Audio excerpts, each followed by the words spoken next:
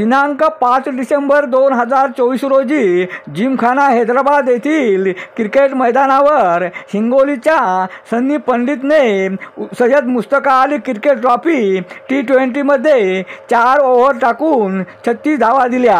सन्नी पंडित हा हिंगोलीच्या स्कॅब्दा क्रिकेट अकॅडमीचा खेळाडू आहे। त्याला स्कॅब्दाचे जिल्हा अध्यक्ष महेश पेंडके, सचिव श्यामकांत देशमुख उर्फ Pappu Deshmukh, Bunty Deshmukh, cricket coach Sayyad Rashid sir, Ibran sir, cricket असोसिएशनचे पदाधिकारी यांचे मार्गदर्शन लाभले। सन्नी पंडितचा सय्यद मुश्ताक अली ट्रॉफीमध्ये प्रवेश झाल्यामुळे हिंगोली जिल्ह्यातून त्यांच्यावर अभिनंदनाचा वर्षाव होत आहे। अरुण दिपके, TV7 हिंगोली।